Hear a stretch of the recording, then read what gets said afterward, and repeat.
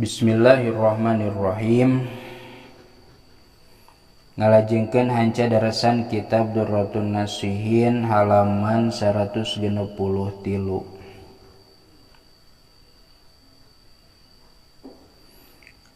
Kantun qauluhu wa yandariju fi ma'nal uluhiyati. Wa yandariju sareng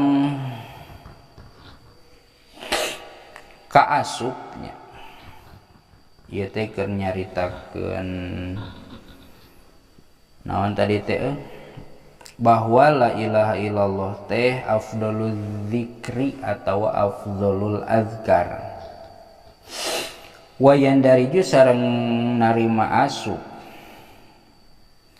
fi ma'nal uluhiyati dina makna kapangeranan naon jami'u ma sakabehna perkara.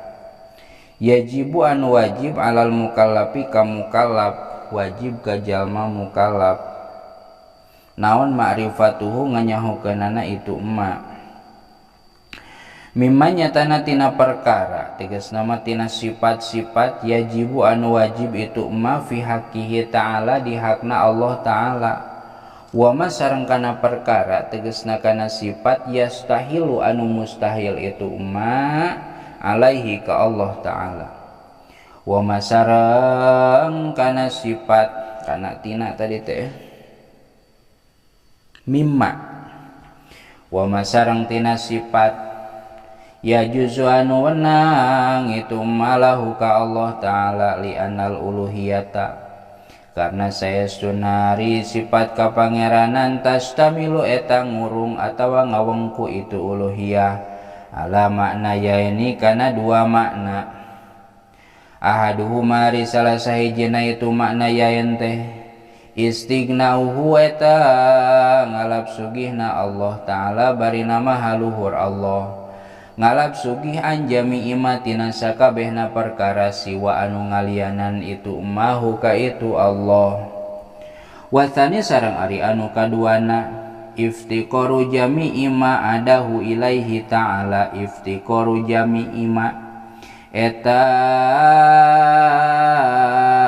butuhna sakabeh perkara, narima butuhna sakabeh perkara ada anu ngalianan itu mah huka itu Allah ilaihi ka Gusti Allah ta'ala bari nama haluhur Allah. Allah teu butuh ku salianti Allah, salianti Allah butuh ku Allah. Fa'ala hadza maka natepan kana ieu katerangan yakunu tah bukti naon makna kalimatut tauhid. Makna kalimah tauhid teh la mustagniya eta henteu aya anu sugih anjami imatina sakabehna perkara siwahu anu salianti Allah illallahu kajaba Allah. Fayajibu maka wajib lahu ta'ala lahu ka Gusti Allah ta'ala bari nama haluhur Allah naon al wujudu wujud aya wal kidamu jeung kidam teh heubeul eueuh mimitina wal baqo jeung bako teh langgeng teu aya tungtungna.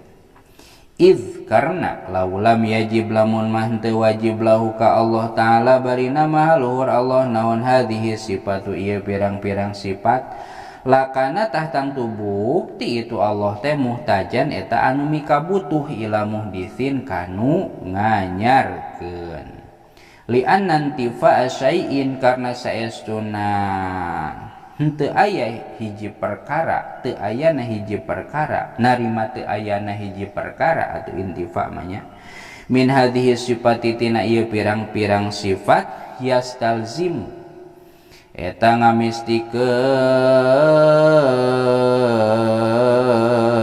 itu intifal hudusakana anyar wa kullu hadisin sedengkeun ari saban-saban anu alanyar mahmul muftaqirun eta anu mika butuh ila muhdisin kanu nganyarkeun. Wa kadza sarengnya kitu deui yajib wajib lahu ka Allah ta'ala bari nama haluhur Allah naon at-tanazzuhu ngabersihkeun maha bersih Allah mah nya bersih tina naon anin nako isi bersih tina pirang-pirang sifat kakurangan. Lamun aya sifat kakurangan berarti moal aya di Allah, sabab Allah mah bersih tina sakabeh sifat kakurangan. Wa yadkhulu sareng bakal asup pitanazuhi dina tanazuh dina maha bersih Allah teh anin naqaisi tina pirang sifat kakurangan naon wujubus sami wajibna sifat sama ngadangu Allah, wal basori sareng sifat basor ningali Allah, wal kalami sareng sifat kalam ngadawuh Allah. Allah tebih tina sifat kekurangan. Titik.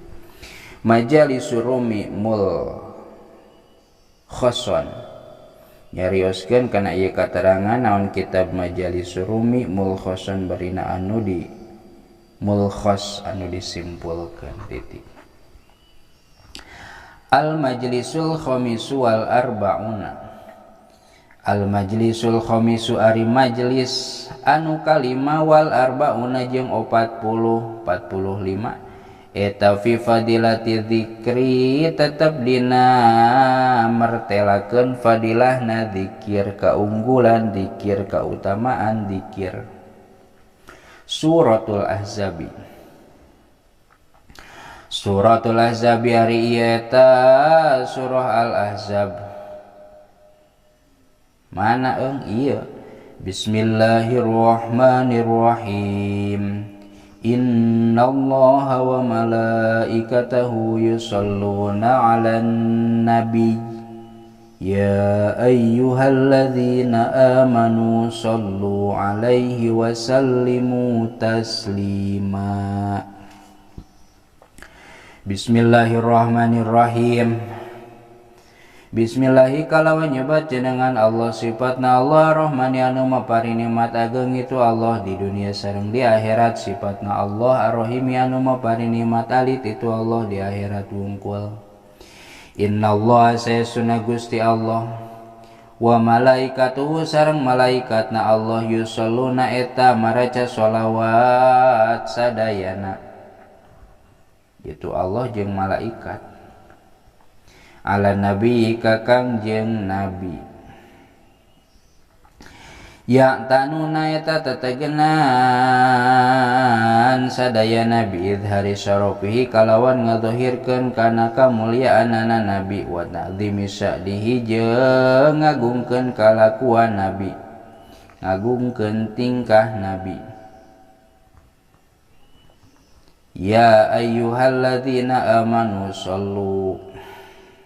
Jadi kan dina maca sholawatna Allah malaikat yang ke maksudna aya di payunnya, lain berarti Allahumma sholli ala sayyidina Muhammad, tapi sholawati Allah rahmat, sholawati malaikat istighfar kelah di payunnya. Titik. Ya ayyuhalladzina amanu shallu alaihi. Terus dikafal. Wallahu a'lam bishawab.